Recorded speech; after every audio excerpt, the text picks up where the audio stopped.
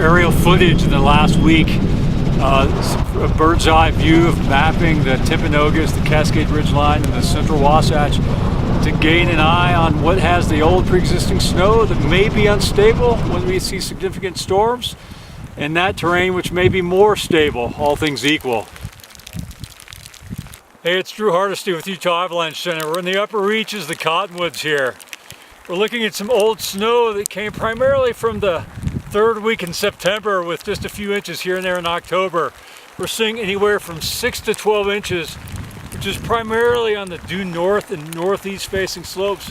With the storm arriving over the weekend, the smart money either picks low angle terrain or avoids that steep terrain that had the old pre-existing snow.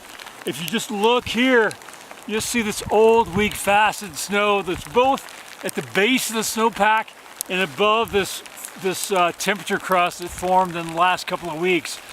If we get enough snow and wind, this is going to be quite reactive.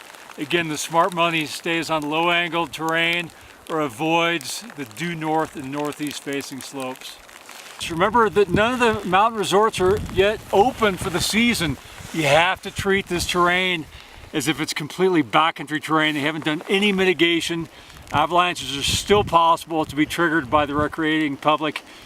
Check in with the patrol if you have any questions, and be mindful of that terrain that they're closing so they can get this season started for the 17-18 winter.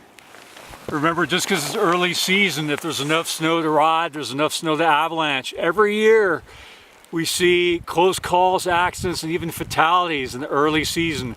We've already had one fatality, sadly, up in Montana. So it's game on. Again, if there's enough snow to ride, there's enough snow to avalanche. So pay attention to the obvious clues.